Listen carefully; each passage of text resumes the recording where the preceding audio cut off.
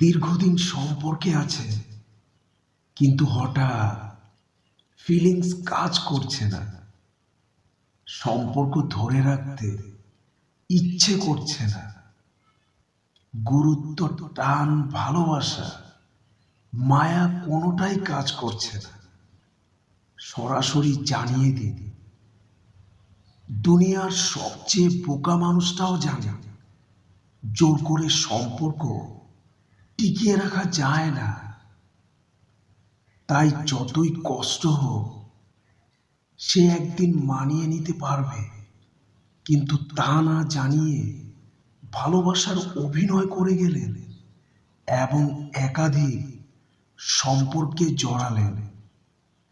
এই জঘন্য কাজটা করবেন না।